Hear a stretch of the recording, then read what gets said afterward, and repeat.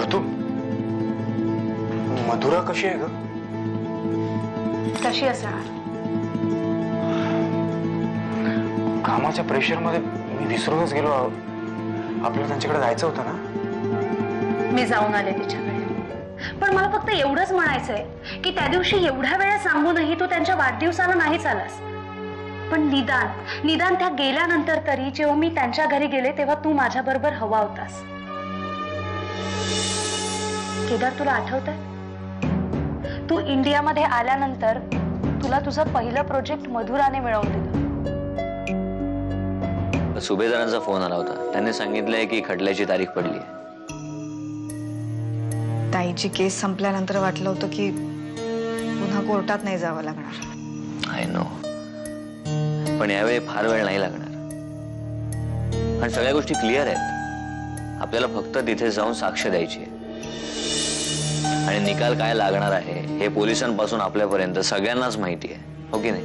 हो, आणि यावेळेला ताई बरोबर मला जायचंय कोर्टात. त्या मायाला शिक्षा झालेली पाहिजे मला.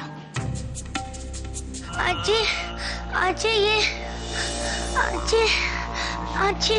जेवायच्या आधी नको झोपू बाळा, जेवून घे मग झोप. जुई, काय ग असं करतेस? वर बघ, वर बघ. हळू बाळा, सावकाश जेवावं. अगं आजीने माझी आठवण काढली असेल. मला खरंच माहित नाही की मी माझ्या बाळाला भेटायला जाऊ शकेन की नाही. काय बोलताय काय तुम्ही? खरं तेच बोलतोय देशमुख साहेब. नाही, आज नाही गेलात तर पुढल्या वेळेस जाताना तुमचं मन आणखीन कचरेल.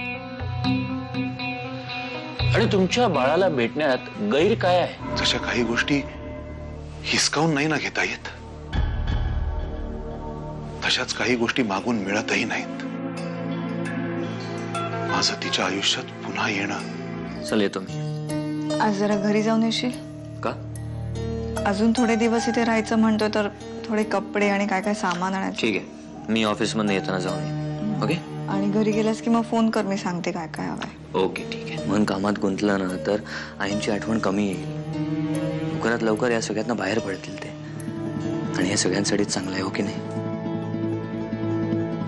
प्रयत्न करते. मेसेज वाचून तर बघते.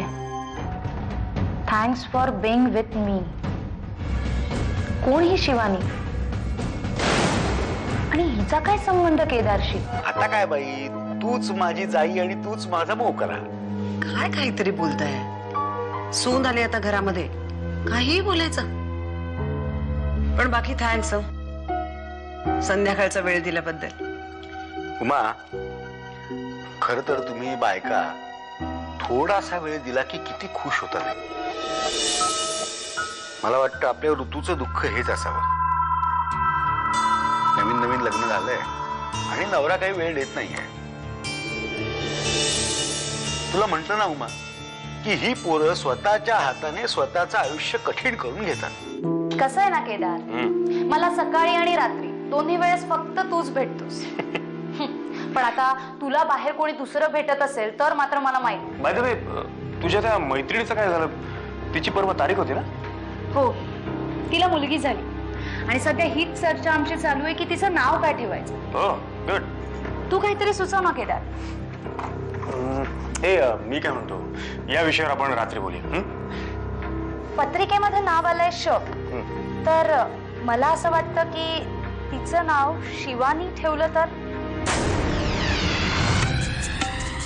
श चालेल ना? मग श वरनं शुभांगी ठेव, शर्मिली ठेव, शकीरा सुद्धा चालेल. बाय. अयो, काय बघते हो मी? काय काय झालं? अयो, मी माझ्या खिडकीत उभे होते तर मानसला पाहिलं की हो. मग काय झालं? काय काय झालं? अयो, भीती वाटली की हो त्याला बघून. कुठेतरी एक टक बघत उभा होता. मला वाटलं विचार करत असेल, पण नाही. अयो, पाऊस आला, त्याच्या खिडकीतून आत आला तरी तो हल्ला नाही. त्याच पोझिशनला उभा. त्याच्या चेहऱ्यावरचं एक रेष पण हल्लं नाही हो. काकू, या सगळ्याचा त्याला सगळ्यात जास्त शॉक बसलाय. मी आपलं काळजी वाटते म्हणून बोलले हो. काही मार्गच सुचत नाहीयेत आता.